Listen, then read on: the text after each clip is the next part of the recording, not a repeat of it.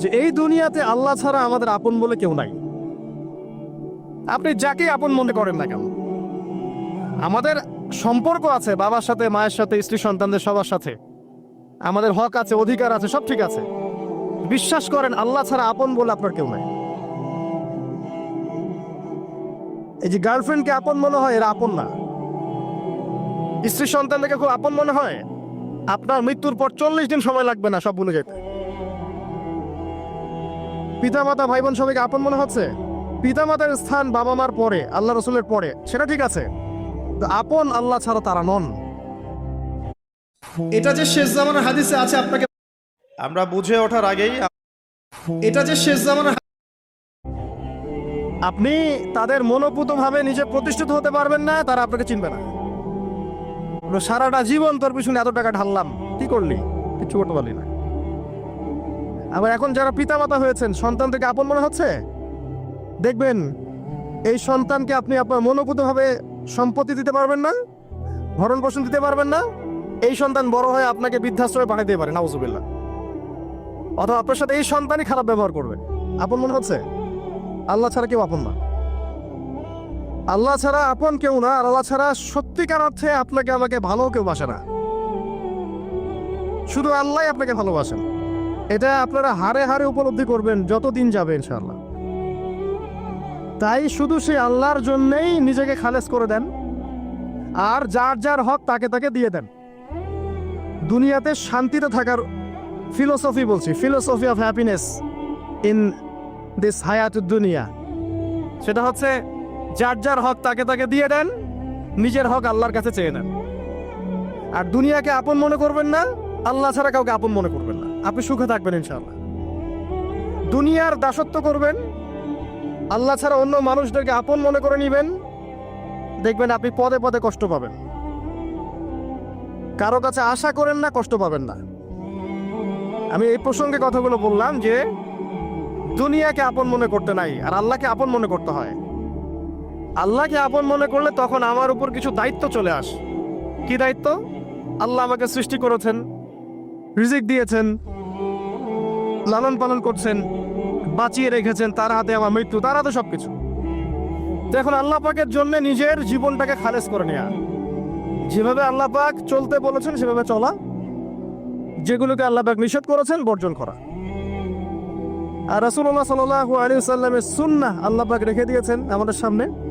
এই সুন্নাহগুলো যদি আমরা অনুসরণ করতে পারি, ইনশাআল্লাহ এই দুনিয়াতে কিছু পাই বা না পাই, ইনশাআল্লাহ পরকালে আপনি আল্লাহর ক্ষমা পাবেন ইনশাআল্লাহ তাআলা। কোরআনের সূরাগুলোর অর্থ সব খুতবায় বলা যায় না, সময় সংকুলন হয় না। এত চমৎকার ওয়াদ-দুহা সূরা আছে না, শপথ দ্বিপ্রহরের, ওয়াল-লাইলি ইযা সাজা, শপথ রাতের যখন সেটা আচ্ছাদিত হয়। মা ওয়াদ্দাআকা রাব্বুকা ওয়া মা ক্বালা, আল্লাহ কত মায়া দিয়ে তার নবীকে বলছেন যে তোমার আল্লাহ তোমাকে ছেড়েও দেন নাই, তোমার আল্লাহ তোমাকে ছেড়ে দেন নাই। ওয়ালা সাউফা ইউতিকা রাব্বুকা ফাতারদা, শীঘ্রই তোমার রব তোমাকে দান করবেন এবং তুমি সন্তুষ্ট হয়ে যাও। দুনিয়াতে চলতে গেলে দুঃখ কষ্ট হয় না? যারা ঈমান নিয়ে চলে ওদের দুঃখ কষ্ট বেশি হয়। তা আল্লাহ বলছেন টেনশন করো না, কষ্ট পেও না, তোমার রব তোমাকে ছেড়ে দেননি। ওয়ালা সাউফা ইউতিকা রাব্বুকা ফাতারদা, তোমার রব তোমাকে শীঘ্রই দান করবেন আর তুমি সন্তুষ্ট হয়ে যাবে।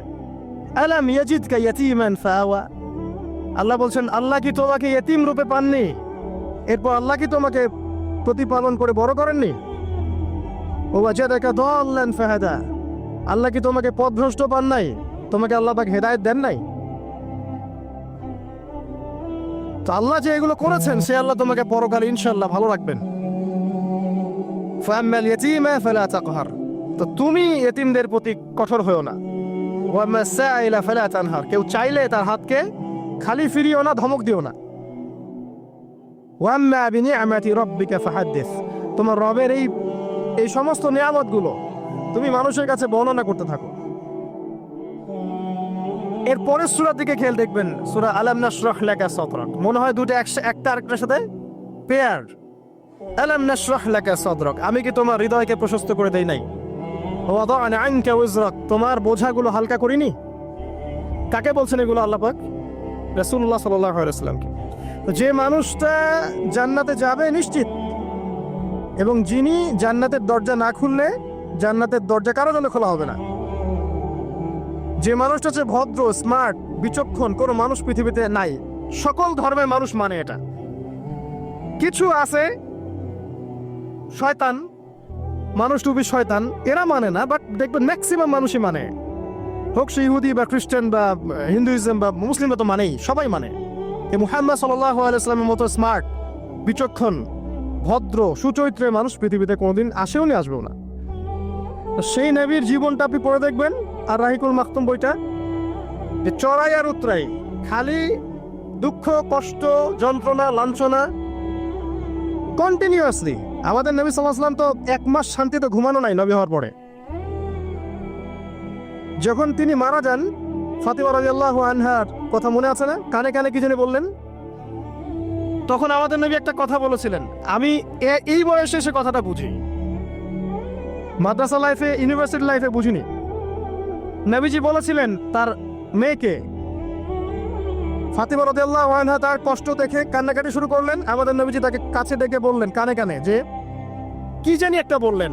তারপর ফাতিমা রাদিয়াল্লাহু আনহা চুপ করে গেলেন। তো পরে জিজ্ঞাসা করা হলো কি বলেছিলেন, তিনি বললেন আল আব্বাজান বলেছেন আজকের পর তোমার আব্বার কোনো কষ্ট থাকবে না, আর তুমি আমার পরিবারের মধ্যে সবার আগে আমার সাথে সাক্ষাৎ করবে। এই যে আজকের পর আমার আব্বার আর কোনো কষ্ট থাকবে না, এর মানে বোঝেন, মানে সারাটা নববী জীবন কত যে কষ্ট নবী সাল্লাল্লাহু আলাইহি ওয়াসাল্লামকে সহ্য করতে হয়েছে। আজকে জান্নাতে যাওয়ার দিন, আজকে আর তোমার আব্বার কোনো কষ্ট থাকবে না। এই মানুষটার যদি এই অবস্থা হয়, তাহলে আমরা কি? আল্লাহ পাক সেই মানুষটাকে এই সূরা দুটো শোনাচ্ছেন, আমি কি তোমাকে এতিম পাই নাই, তোমাকে পথভ্রষ্ট পাই নাই, হেদায়েত দেই নাই, ভরণ পোষণ করিনি, আমি আল্লাহ তোমাকে ছেড়ে দেই নাই, শীঘ্রই তোমাকে দান করব, হ্যাঁ, তোমার বোঝাকে আমি হালকা করিনি। ফাইন্না মাআল উসরি ইউসরা, ইন্না মাআল ইউসরি ইউসরা। কষ্টের সাথেই স্বস্তি আছে, নিশ্চয়ই কষ্টের সাথেই স্বস্তি আছে। ফাইদা ফারাগতা ফানসাব ওয়া ইলা রাব্বিকা ফারগাব। যখন তুমি অবসর পাবে তখন তোমার রবের দিকে একনিষ্ঠ হও। এটাই বলতে যাচ্ছি আমি আপনাদেরকে, যে আমাদের উচিত শুধু আল্লাহর দিকে একনিষ্ঠ হওয়া, দুনিয়াকে ভালো না বাসা, কিচ্ছু না দুনিয়াটা। আমার চেয়ে ভালো আপনারা এটা জানেন না, কিচ্ছু না দুনিয়াটা, মানে মুহূর্তে ডিজাস্টার হয়ে যেতে পারে। আর যাদেরকে নিয়ে এই দুনিয়া, আমাদের মা বাবা, ভাই বোন, আত্মীয় স্বজন, স্ত্রী সন্তান, এরা সবাই যে যার হক চাচ্ছে। তাদের হক দিয়ে দেন, আপনি খুব ভালো, দিতে পারবেন না, আপনি ভালো না। সারাটা জীবন করতে থাকেন, দেখবেন একদিন দিতে পারেন নাই, সে আপনাকে চিনবে না। নবী সাল্লাল্লাহু আলাইহি ওয়াসাল্লাম বলেননি কথাগুলো? জাহান্নামে যাওয়ার কারণ এগুলো উল্লেখ করেন নাই?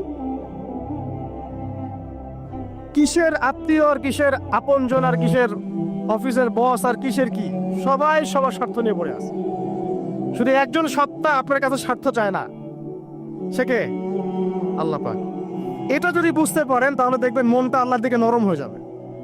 আর মুসলিমদের এখন এই মানসিক আত্মশুদ্ধিটা বেশি দরকার। আমরা কেন যেন অস্থির জাতি হয়ে গেছি এখন, একটা মানসিকভাবে শান্তি নেই আমাদের মধ্যে। খেয়াল করে দেখবেন সারা দিন দুশ্চিন্তা, দুর্ভাবনা, পেরেশানি।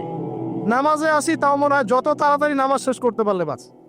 5 মিনিট 4 রাকাত নামাজ, আর ইমাম যদি ভুলে 10 মিনিট পড়ায় তো চাকরি নট। খতিব খুতবা দিবে 30 মিনিট ঘড়ি ধরে বলে দিবে, ভুলে যদি 10 মিনিট বেশি দিয়ে ফেলছে, আজকে আসছেন ভালো কথা, হাদিয়া নিয়ে যান, পরের দিন আর আসেন। অস্থির।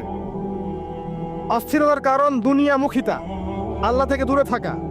অস্থিরতার কারণ কোরআন থেকে দূরে থাকা।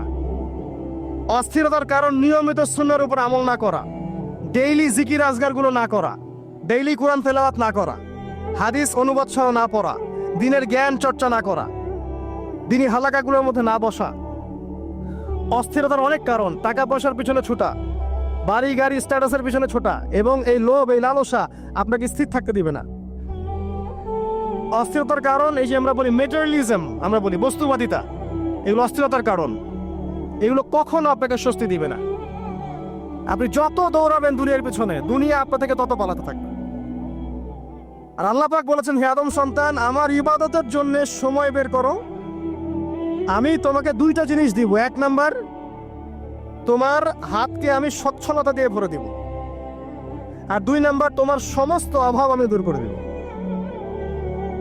যে ব্যক্তি আল্লাহর জন্য সময় দেয়, আল্লাহর জন্য বাঁচে, আল্লাহর জন্য মরে, সব কাজ আল্লাহর সন্তুষ্টির জন্য করে, দেখবেন ও মনের মধ্যে শান্তি আছে।